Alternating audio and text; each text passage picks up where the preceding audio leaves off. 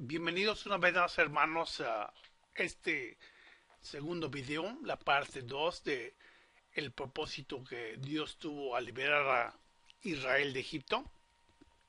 Eh, lo queremos hacer así para que no sobrepase 30, 40 minutos, lo máximo, para que no se les haya más allá de una hora, no se les haga tan pesado ver los videos, y realmente también porque hemos encontrado que en este punto existen tantas informaciones hermosas de las cuales podemos aprender que Dios nos quiere hablar en abundancia, y vamos a recurrir, vamos a darle tiempo a la palabra de Dios para que nos ministre, para que nos hable, para que nos enseñe Dios lo que Él nos quiere enseñar. Y son grandes enseñanzas que podemos aprender a través de personajes que sucedieron reales en la Biblia, como lo es en el caso de Faraón, en el caso de Moisés, y realmente aunque el caso de Faraón no es una persona que tenga temor de Dios, por lo contrario, realmente reta en cierta manera a Dios porque dice, ¿quién es Él? Yo no lo conozco. Si no lo conozco yo, realmente Él no existe. Entonces, es parte de el ego y por parte de la reacción normal de un ser humano en la actitud, en la potencia que él establecía, puesto como líder de Egipto realmente y siendo principal de la nación tan poderosa. ¿Quién realmente podría hacerle frente si no fuera un Dios tan poderoso como el que tenemos nosotros? Y realmente como él no conocía, él no tenía una relación con un Dios de ese tipo, los dioses paganos a los cuales servía, inclusive se decía que Faraón era el hijo del dios egipcio Ra, que era hijo del sol, y vamos a ver cuando veamos las plagas como Dios le mostró que aún por ser hijo del sol, él cubrió la tierra con tinieblas, y en eso le demuestra que realmente quién es Jehová, quién es nuestro Dios. Y proseguimos con este gran versículo en Éxodo 5:2, porque aquí está contemplada una gran enseñanza, y si prestamos atención, Dios va a hablar a nuestro corazón y nos va a enseñar grandes cosas. Fíjense lo realmente está mencionando, como hemos dicho. Faraón está respondiendo esto porque su respuesta era en cierta forma lógica, porque Moisés en ningún momento esperaba que cuando dijera, Jehová dice que deje salir a su pueblo, que dijera Faraón, así como no conozco a Jehová, sé lo que puede hacer de mí, o lo que él puede hacer a mi nación, llévate a tu pueblo, no hay ningún problema, los dejaré para que sirvan a Dios. Realmente en ningún momento pasó por la mente de Moisés una situación de ese tipo. Por lo contrario, cuando Dios llamó a Moisés y él puso diferentes excusas para no ir a confrontar a Faraón, dice, ¿quién soy yo para hablar con Faraón? Y obviamente está haciendo esa gran diferencia porque Moisés como su siervo, aunque eran parte de la familia de la hija de Faraón, recuerden que también tuvo otro hijo que fue el Faraón que estuvo en la época de Moisés. Aunque pudieron ser, vivieron juntos, crecieron juntos, no corría la misma sangre por sus venas, puesto que uno era judío y otro era egipcio.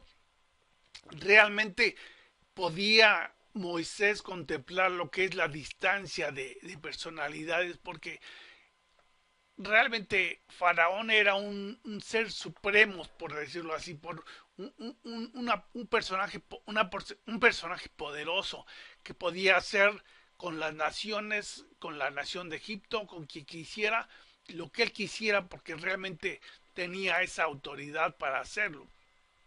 Pero por eso cuando se encuentra con quién es Jehová, realmente Dios le muestra quién es Jehová, quién es Dios a través de las diferentes plagas, y después cerrando con broche de oro las plagas con la muerte de los primogénitos. Realmente ahí es donde le pudo mostrar en el corazón de Faraón que el valor, la persona, quien es realmente Jehová. Y vamos a proceder a sacar enseñanzas de este versículo. Ya vimos lo que decía, lo que respondió Faraón, porque se hace esa pregunta, dice, ¿quién es Jehová?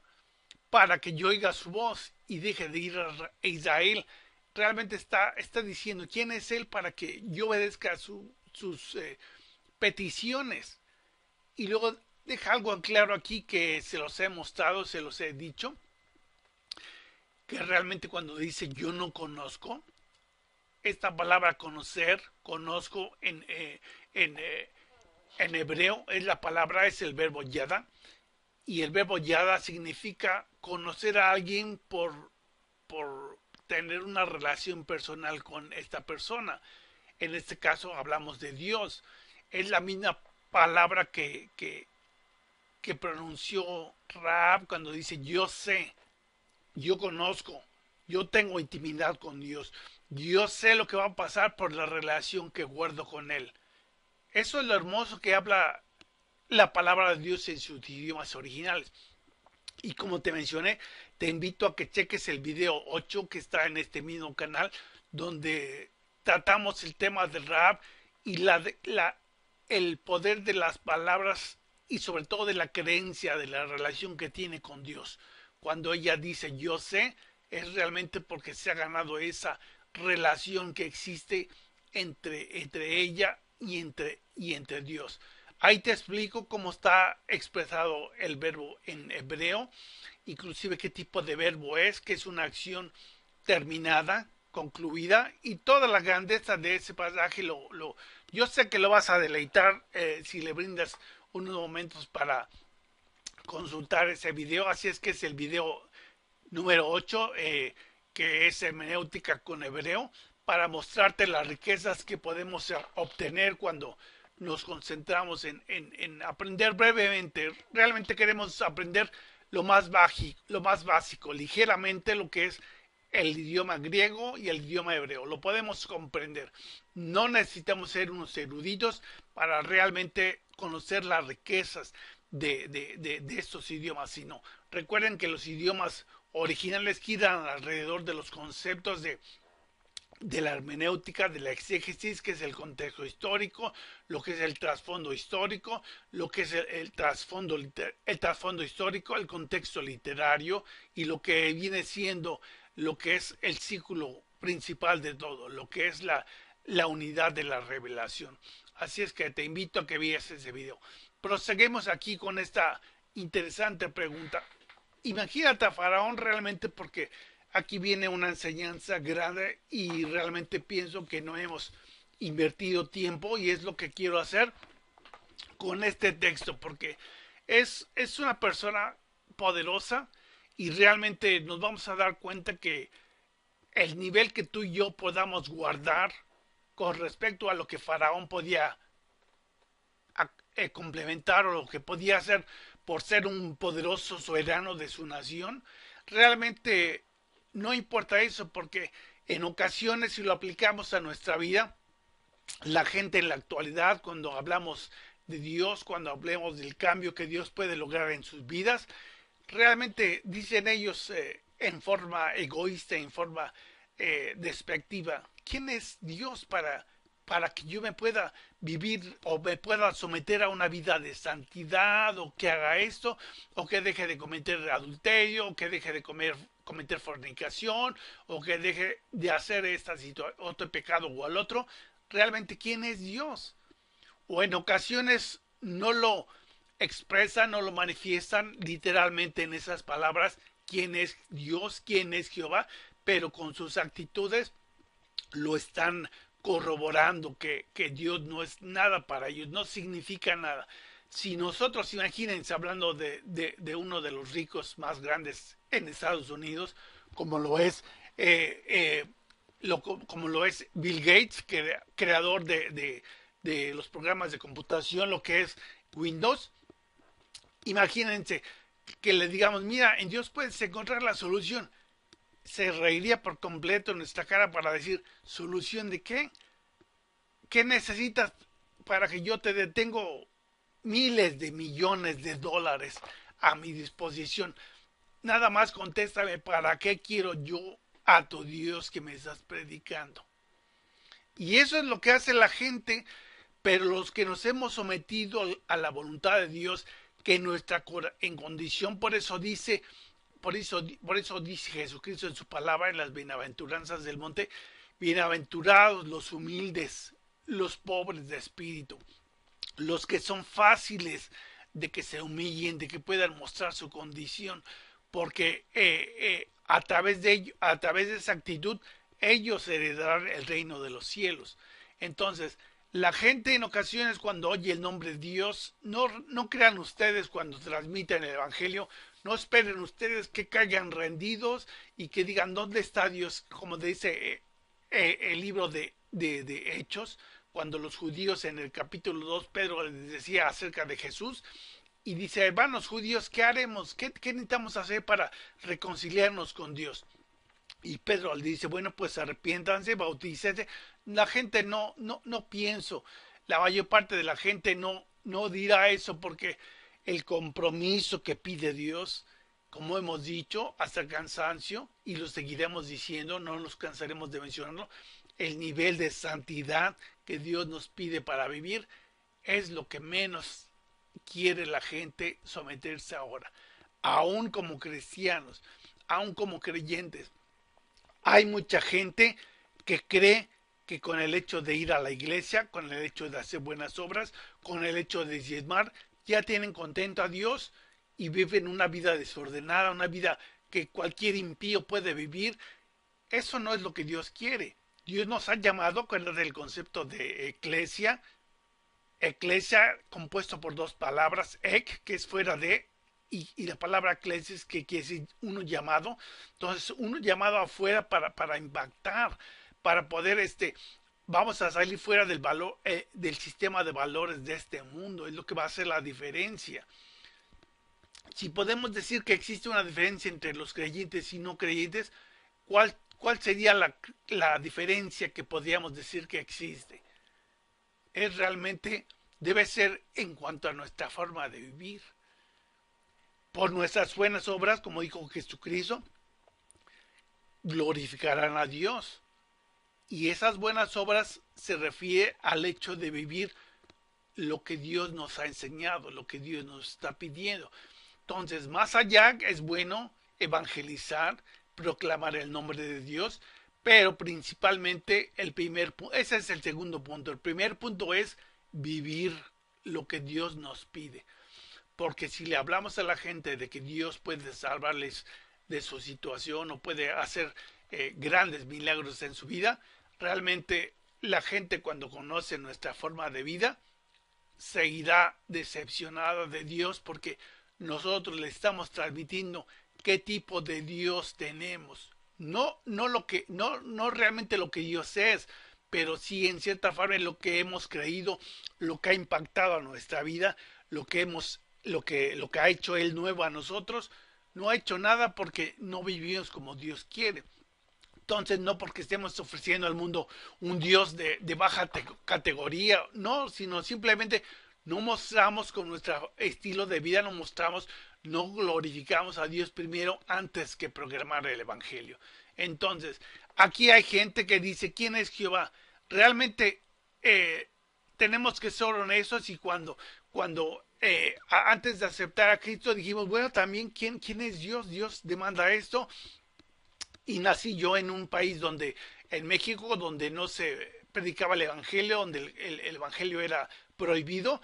Y uno también dice, bueno, realmente quién es Dios, o qué es lo que ofrece Dios. Pero cuando tú y yo le hemos dado esa oportunidad para que Él nos muestre, no ha sido una forma de retar a Dios. ¿Quién es Jehová? Eso fue lo que dijo Faraón. ¿Quién es Jehová? Pero cuando decimos tú y yo hemos dicho, ¿quién es Jehová?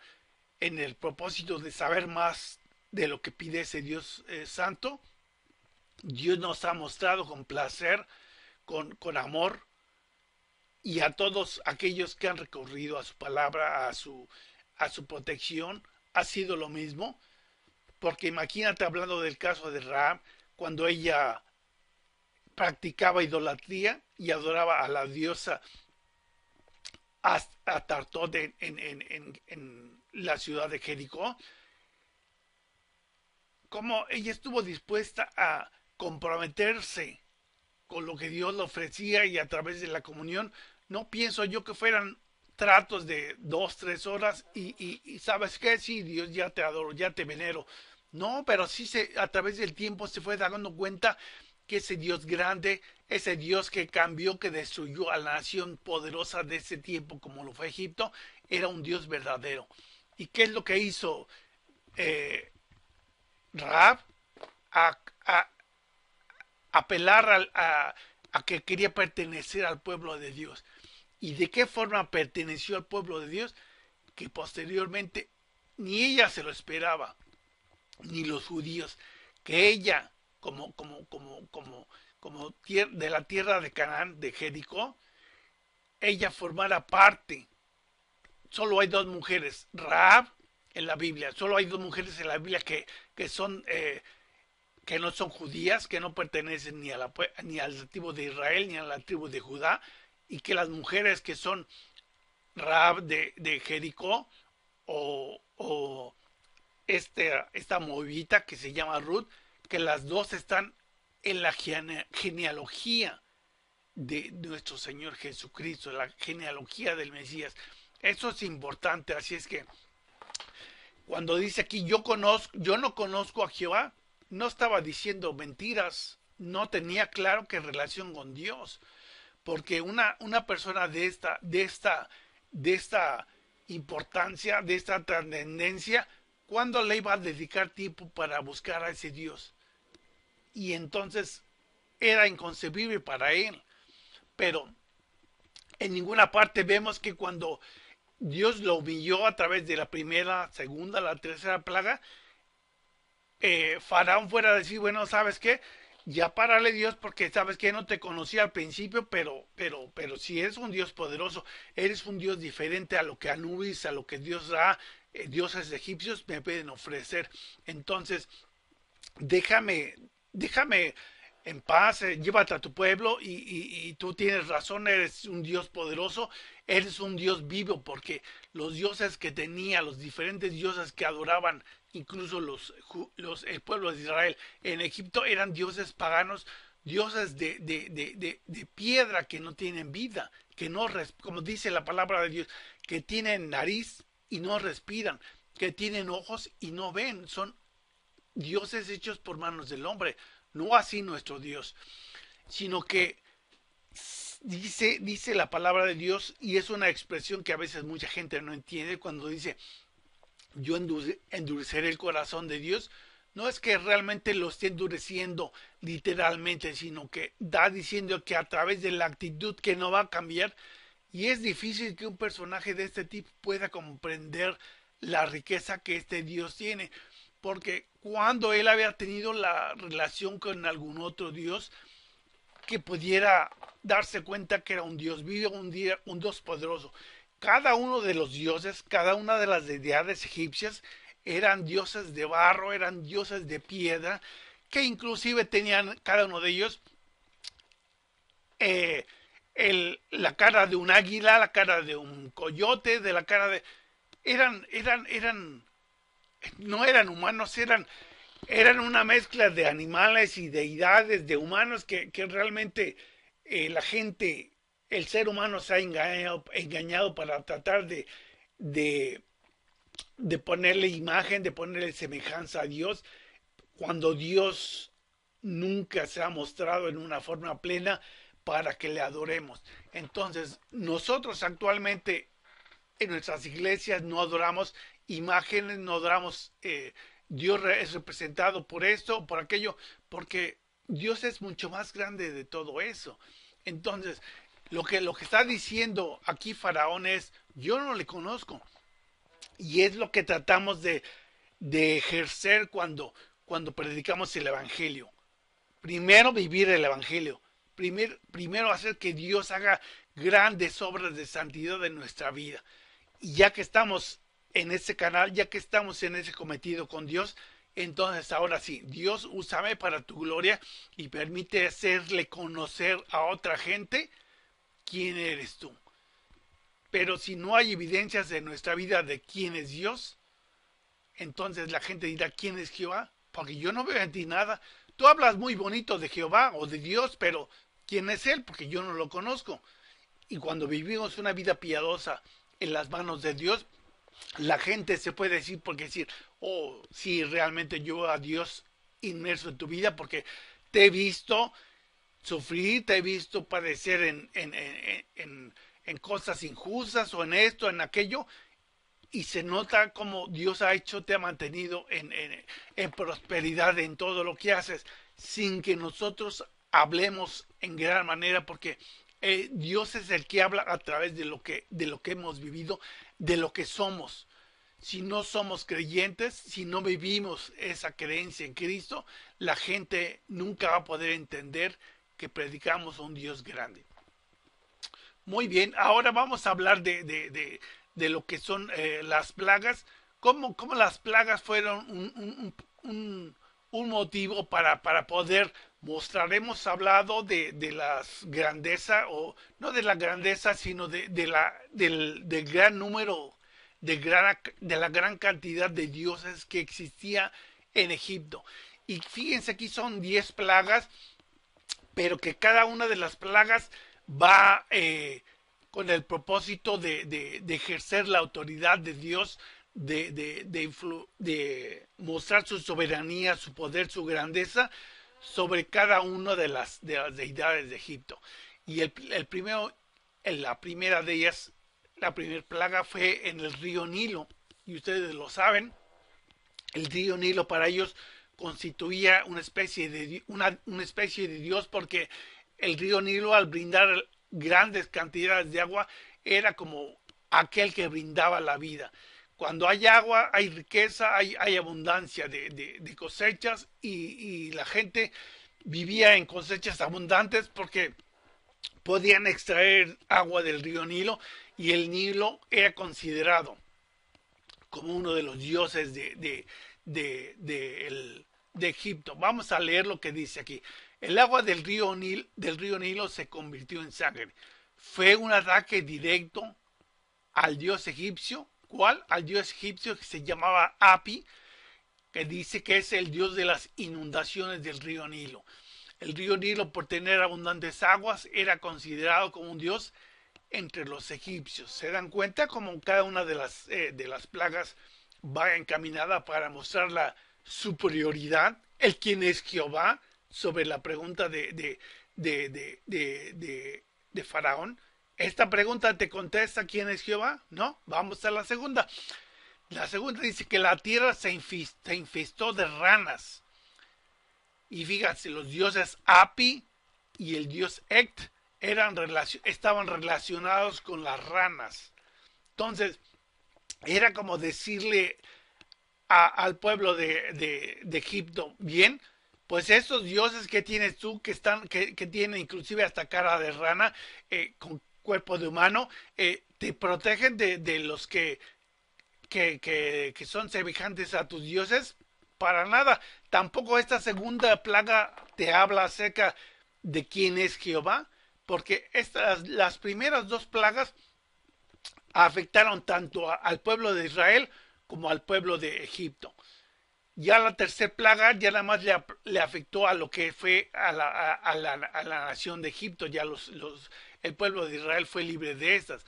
Pero cada una de ellas también les mostró la soberanía, el amor que tenía Dios para su pueblo, decirle, deja salir a mi pueblo para que me sirva.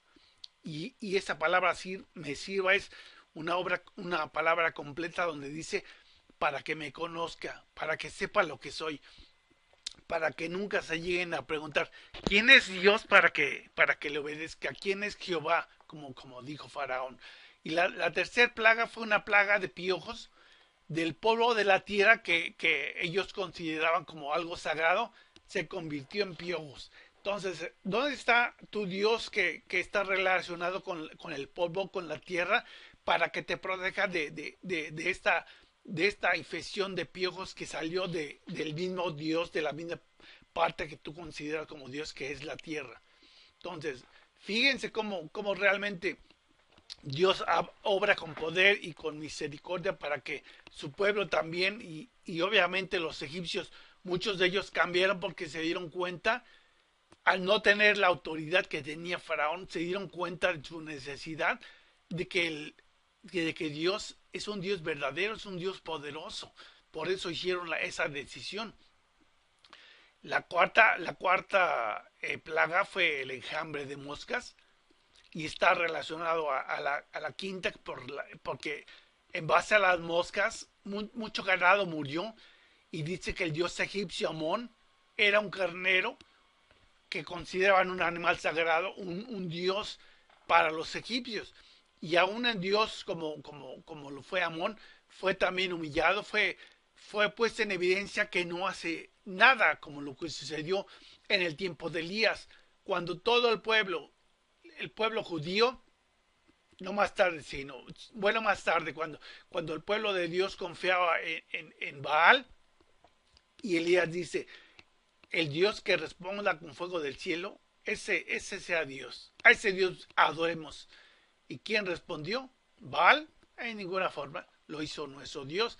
Así es que Dios siempre, si tú abres tu corazón, está dispuesto Él a cambiar tu vida, a impactarte, a mostrarte personalmente que quiere hacer un compromiso contigo. Un compromiso de bendecirte, de ayudarte, de darte lo que necesites, pero a cambio de tu obediencia, a cambio de tu sumisión, a cambio de tu vida de santidad, a cambio de tu esfuerzo, y eso logrará una comunión entre nosotros y Dios. La sexta plaga fue la plaga con úlceras, úlceras dolorosas. Dice, las cenizas de los sacerdotes egipcios producían úlceras. Son cosas tan tremendas que Dios hizo en el pueblo de Egipto.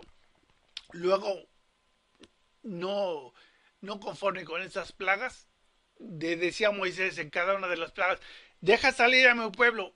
Y Faraón contestaba, te digo que no lo voy a dejar salir. Quería seguir sufriendo, porque no solo sufría Faraón, sino sufría todo su pueblo, toda su nación. Su nación estaba siendo destruida, devastada por estas plagas que Dios trajo.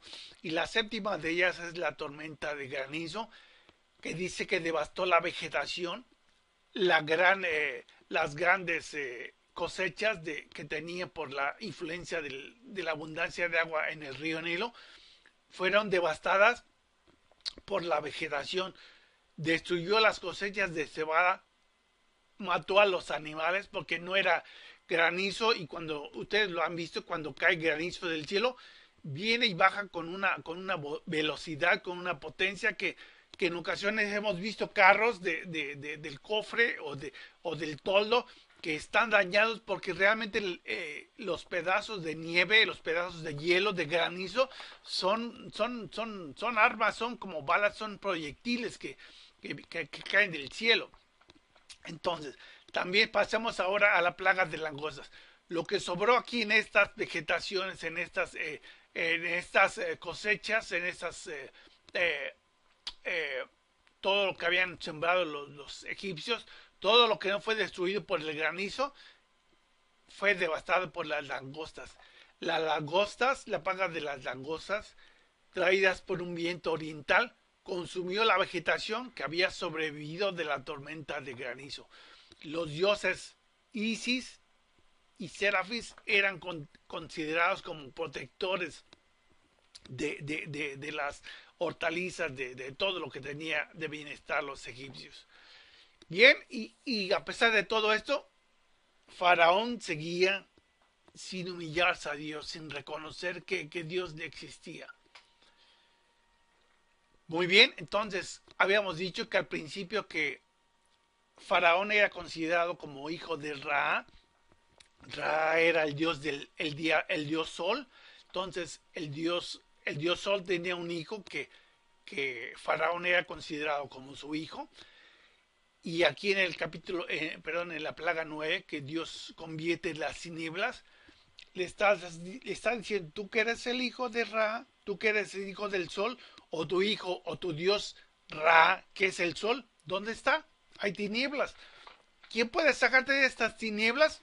Nadie, nadie. Las tinieblas duraron hasta que la gente se dio cuenta. La gente que vivió en Israel, perdón, en Egipto, la gente de Israel se dio cuenta que Dios es un Dios todopoderoso. Dice, hubo gran tiniebla sobre toda la región. Fue un gran golpe al Dios del sol, al Ra. Los astros celestiales fueron adorados en aquel tiempo que no pudieron afectar, que no pudieron afectar las grandes tinieblas. Nadie pudo hacer nada. Fue un golpe directo contra Faraón, que se decía que era hijo también del sol. Y luego, para conclusión, Dios cierra con esta plaga que viene a completamente destrozar el corazón de Faraón, porque si no le dolió que su pueblo sufriera las grandes consecuencias, empezó a ser movido cuando, cuando Dios tocó parte de su familia a través de los primogénitos, y dice que es la muerte de los primogénitos. Egipto había ponido al primogénito de Jehová. Fue una situación para mostrar finalmente que Dios pelearía por su gente. Esto habla del gran amor y compromiso que Dios tiene por nosotros. Entonces, fíjate, cuando Faraón fue tocado en la parte familiar cuando murió su primogénito, entonces dijo, ahora sí, ¿sabes qué, Moisés? Llévate a tu pueblo. He reconocido que tu Dios es poderoso. Eso es lo que realmente pudo haber logrado cuando la segunda plaga les había venido, pero no, era un Dios orgulloso, perdón, era un faraón, era un hombre poderoso, era un hombre orgulloso que se humilló hasta que vino la muerte de su primogénito. Se dio cuenta que no podía parar. ¿Para qué sigo probando a Dios si ya me di cuenta quién es Dios? Entonces ya no hay más quién es Jehová, sino ahora ya sé quién es Jehová. Entonces todo esto habla de la gran bendición de todo lo que Dios ha hecho por su pueblo. Continuamos ahora con este estudio, con este hermoso versículo, porque queremos explicar. Habíamos hablado anteriormente de la profecía que Dios le había hecho a Abraham, de que su pueblo, el pueblo de Israel, quedaría 400 años en servidumbre. Y realmente hay otro texto que nos habla posteriormente que fueron 430 años, y pensamos que hay una discrepancia que realmente es donde la Biblia no concuerda, pero realmente se los voy a explicar porque realmente existe una simbología en los números, tiene un significado, y ahí es donde los voy a llevar para que se den cuenta. Vean cómo aquí en el libro de Deuteronomio 8.2 habla del concepto que tiene el número 40 y está relacionado. Dice, y te acordarás de todo el camino por donde te ha traído Jehová tu Dios estos 40 años, 40 años que había pasado en el desierto de Israel por no someterse a la creencia en Dios, sino que se habían revelado, habían construido el becerro de oro, cosas tan diferentes que Dios esperaba, y Dios los somete, los deja en el desierto por 40 años hasta que murió el último de los israelitas, y la gente que entró a la tierra de Canaán fue gente de la segunda generación. Entonces, fíjate cómo el número 40 está reflejado en lo que te digo, en los significados, en la representación de los números que se estudian en la Cábala, en la numerología de la palabra de Dios. Entonces, 40 años los trajo Jehová en el desierto, 40 años en el desierto para afligirte, para probarte, para saber lo que había en tu corazón, si habías de guardar o no sus mandamientos. Entonces, el número 40 significa prueba, significa dificultad, significa aflicción.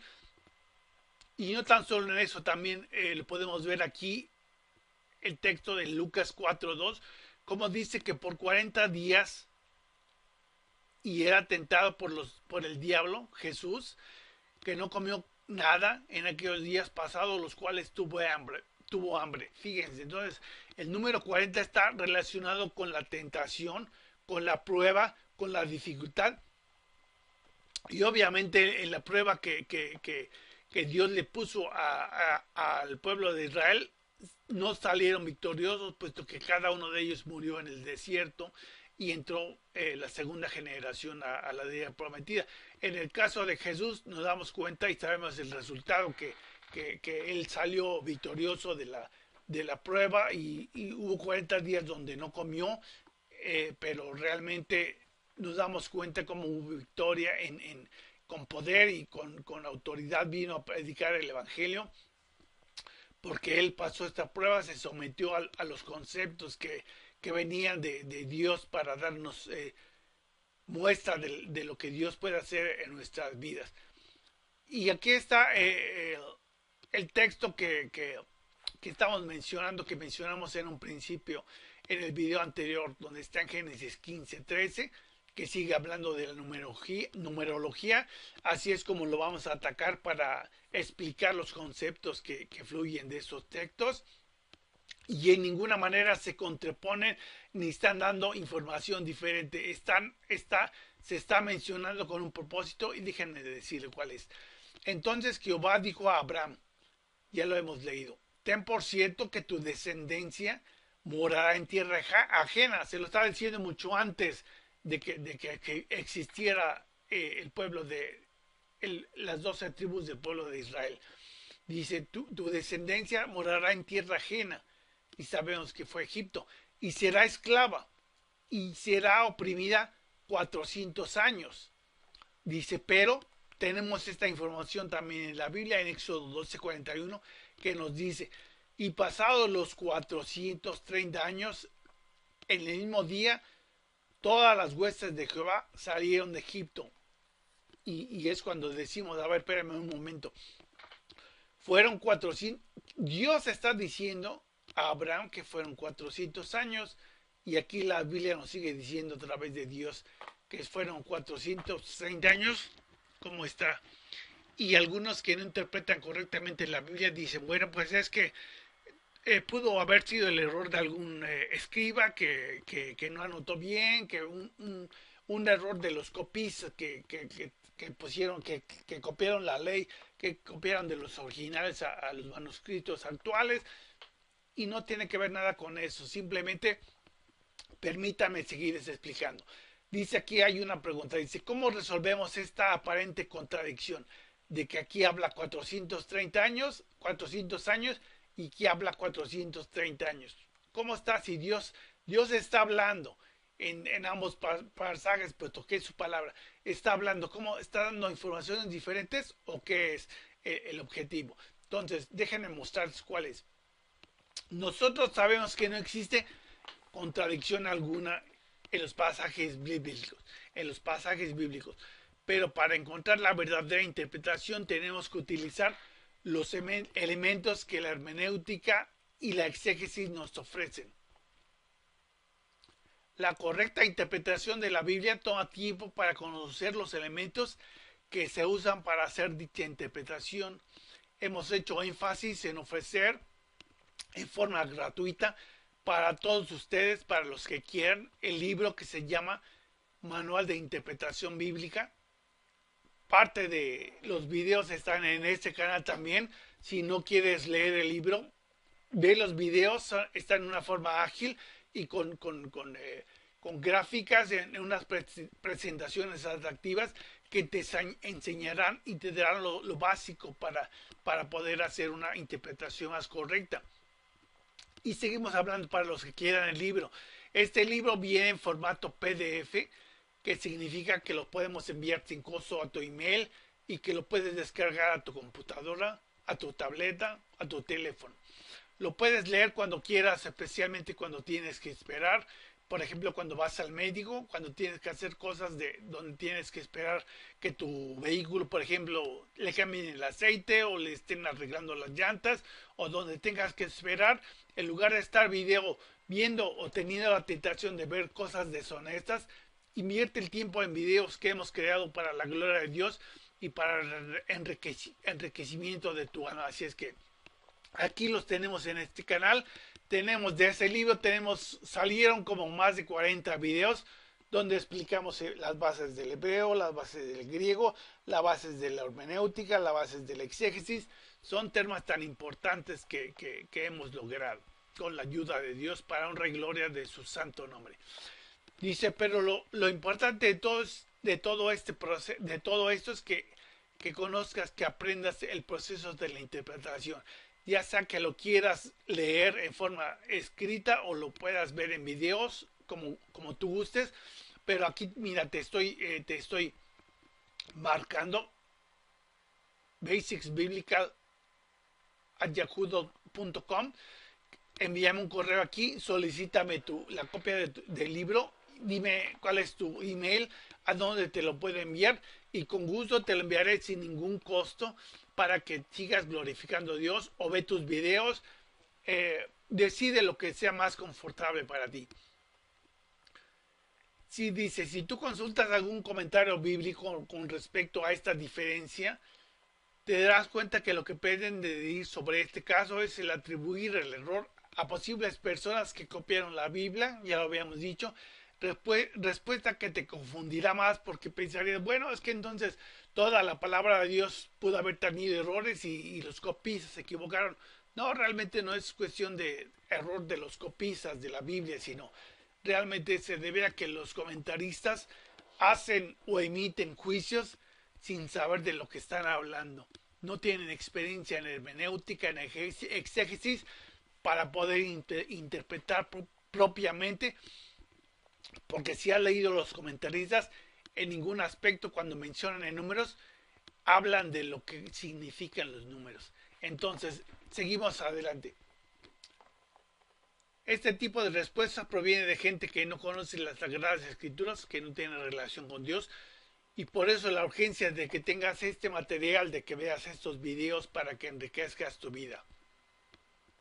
Vamos a iniciar el debate, sino la explicación de esta pregunta, de esta aparente contradicción. Dice, pero ahora hablaremos sobre la aparente contradicción bíblica. La diferencia que existe entre 400 o 430 años. No son 2 minutos, no son 2 horas, son 30 años que realmente tienen un significado y vamos a estudiarlo para que lo notes. El primer punto para darnos seguridad es el saber que no hay ninguna confusión porque toda la escritura fue inspirada por Dios. El segundo es notar que en la cita bíblica de Génesis dice, ¿qué dice aquí? 400 años. Mira, esta es la cita de Génesis, está hablando de 430 años. Y en el Éxodo habla de 430 años. Entonces, la forma en que podemos resolver esta posible contradicción es tomar en cuenta el significado de los números en la cultura judía, en lo que es en la Biblia. Las escrituras de la Biblia están repletas de números con significado, así es que démonos cuenta, estudiemos esto porque realmente nos va a dar gran bendición al conocer todo esto. Muy bien, seguimos leyendo, dice, así como lo mencionamos en 2 páginas anteriores y nos serán de gran enseñanza para cada uno de nosotros esos conceptos, recuerdas que no lo que significa el número 40, ¿recuerdas lo que significa el número 40? ¿Qué significa el número 40?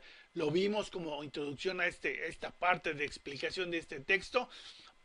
El número 40, ¿qué significa? Le pasó a Jesucristo, era tentado por el diablo.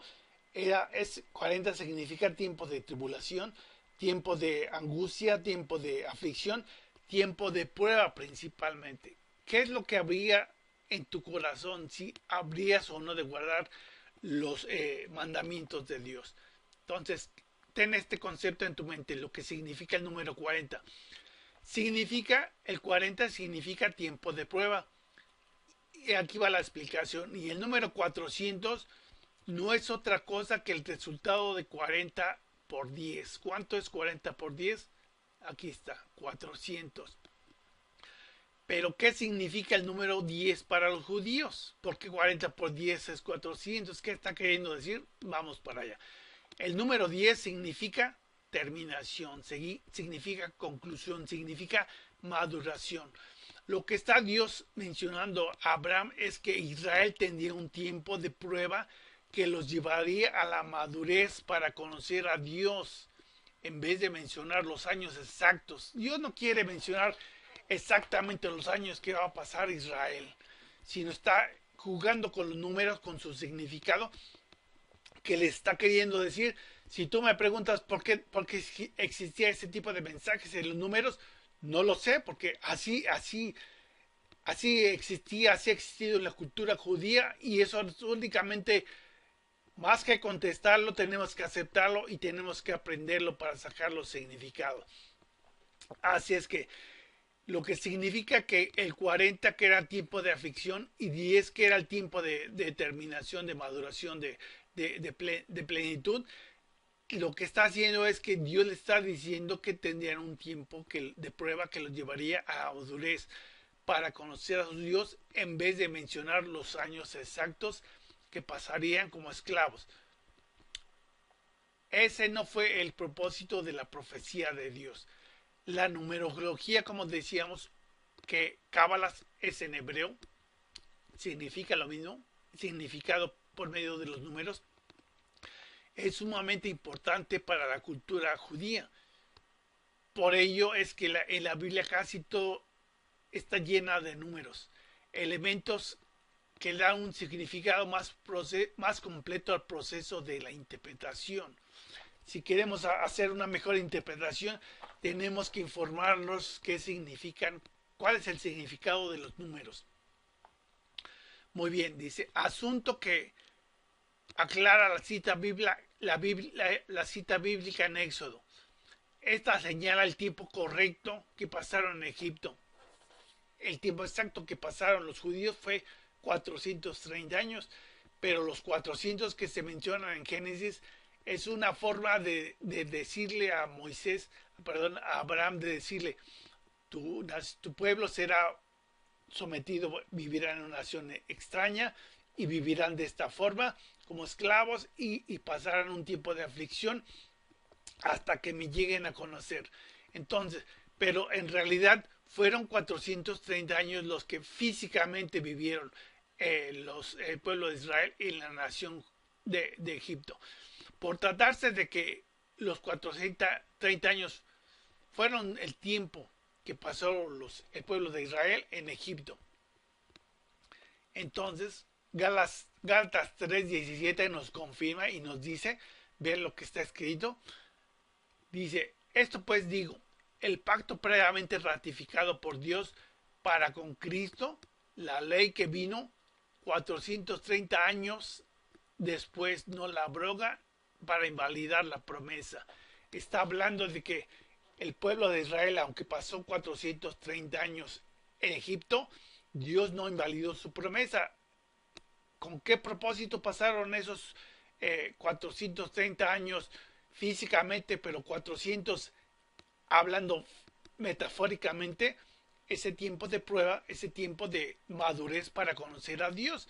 ¿Y qué es lo que sucedió? Lo que acabamos de explicar en las plagas, un conocimiento de quién es Dios. No solo los israelitas iban a conocer a Dios, sino aún las naciones aledañas se iban a dar cuenta quién es Dios. Como fue en el caso de Rahab, como fueron los egipcios que abrazaron que abrazaron la salida de la nación en la que ellos nacieron, como es la nación de Egipto. Es realmente importante. Y fíjense, brevemente vamos a mencionar cómo está aquí una vez más en este pasaje la numerología de la cual estamos hablando, y queremos hacer énfasis para que te des cuenta cómo la Biblia está saturada de números. El versículo 15, que está en Mateo 18, versículo 15, dice, por tanto, si tu hermano peca contra ti, habla Jesucristo, ve y repréndele estando tú y solos. Si te oyere, dice, has ganado a tu hermano. Versículo 16, mas si no te oyere, toma aún contigo a uno o dos, para que en boca de dos o tres testigos conste toda palabra. Versículo 17. Si no los oyera a ellos, dilo a la iglesia. Y si no oyera a la iglesia, tenlo por gentil y publicano. Versículo 18. De cierto os digo que todo lo que atéis en la tierra será atado en el cielo, y todo lo que desatéis en la tierra será desatado en el cielo. Versículo 19. Otra vez os digo que si dos de vosotros se pusieran de acuerdo en la tierra acerca de cualquier cosa que pidieran, les será hecho por mi Padre que está en los cielos. Porque donde están dos o tres congregados en mi nombre, allí estoy yo en medio de ellos. Entonces se le acercó Pedro y le dijo, Señor, ¿cuántas? Aquí está el número, lo importante de los números. ¿Cuántas veces perdonaré a mi hermano que peque contra mí? ¿Hasta 7? Le hace una pregunta, ¿hasta 7? ¿Ves el valor de los números? Y Jesús le dijo, no te digo que hasta 7, sino aún hasta 70 veces 7. Y aquí es donde vamos a entrar a los números, a descifrarlos. Aquí lo está enseñando Jesús en una forma en que nuestro corazón debe proceder. No significa el número de veces que debemos perdonar a un hermano. 7 por 70, pues 490 veces tenemos que perdonar al hermano. No está hablando de cantidad, sino de calidad, de actitud. Cómo tenemos que perdonar completamente. Eso es lo que significa. Pero déjame mostrarte cómo dice. No significa el número de veces que debemos perdonar, sino cómo lo tenemos que hacer, cómo lo debemos hacer. El número 7 significa completo o maduro. Nuevamente, el 70 es el resultado de 7 por 10. Ahora sabemos lo que significa el número 10, que significa terminación o maduración. Esta contemplación nos hace completamente un reto a los que decimos ser cristianos, con dos números teniendo el mismo resultado. Entonces, lo que están diciendo es, perdona a tu hermano en base a tu madurez, en forma total, en forma completa.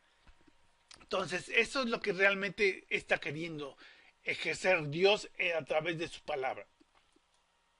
Muy bien, vamos a terminar este video con la última parte de lo que es el Éxodo. Y realmente es uno de los acontecimientos que tienen un significado tan relevante, tan grande, y que es la Pascua. Y como dice aquí, la Pascua es uno de los eventos más importantes en la vida del pueblo de Israel, debido a que este acontecimiento fue el broche de oro con el cual Dios culminó con el envío de las plagas. Esto lo hizo con el propósito de dar a conocer a Faraón que no estaba dispuesto a abandonar a su pueblo en la tierra de Egipto. Dios había considerado siempre a Israel como su primogénito y lo quería cercano a él para tener comunión con él, comunión con cada uno de nosotros. Dice que esta plaga, refiriéndose a la plaga de la muerte del primogénito, afectaría tanto a israelitas como a egipcios que no estuvieran protegidos por la sangre que tendrían que poner en los dinteles, en los postes que están alrededor de cada una de las puertas. Aquí notamos el gran amor de Dios, no solo a los de Israel, sino a los egipcios que estuvieron dispuestos a sujetarse bajo el señorío de Dios. La Pascua es el momento más memorable del pueblo judío, ya que tiene un simbolismo enorme. Este evento simboliza lo que después sería la muerte de Jesús por toda la humanidad. Como lo dice aquí la palabra de Dios en Corintios, 1 Corintios 5:7, que dice, limpiaos pues de la vieja levadura, para que seáis nueva masa sin levadura, como sois, porque nuestra Pascua, que es Cristo, ya fue sacrificada por nosotros. La Pascua se celebró por primera vez en Egipto, al momento que los israelitas estaban obteniendo su libertad. Para ello tenían que sacrificar un cordero sin defecto y tenían que utilizar la sangre en los postes de las puertas. De igual manera a todos los que hemos sido limpiados por la sangre de Jesucristo a través de su sacrificio. También somos liberados de las cadenas de esclavitud del mercado de pecado. Este es el mayor de los eventos del amor de Dios pues en esta ocasión el sacrificio no fue un cordero sin defecto, sino que fue la propia persona del Cordero de Dios, del Hijo de Dios, de nuestro Señor Jesucristo. Debemos de valorar este sacrificio con el propósito de verdaderamente tener la libertad que Dios nos da. Como si fuera poco, tenemos la vida eterna. Y terminamos y concluimos con estos tres principios de la hermenéutica, que es el principio histórico. ¿Se acuerdan que hemos hablado del principio universal y del principio práctico? El principio histórico, que quiere decir lo que Dios quiso decir o lo que comunicó históricamente en ese momento. Habló que la liberación de Israel muestra que Dios siempre cumple lo que Él ha prometido. ¿Cuál es el principio universal que nunca va a cambiar a través de las generaciones? Dice, la liberación de Israel está llena de las pruebas de amor de nuestro Dios. ¿Y cómo aplicamos ahora en la actualidad el principio práctico a nuestras vidas, a nuestras iglesias? Bueno, pues recurrir a que el amor de Dios nos liberta de cualquier situación, siempre y cuando vivamos sometidos bajo su señorío. Muy bien, con esto damos por concluido este video. Deseamos que Dios te bendiga. Un placer nuevamente saludarte y nos vemos en el próximo video con la explicación del tercer punto de esta hermosa secuencia del Antiguo Testamento. Que Dios te bendiga.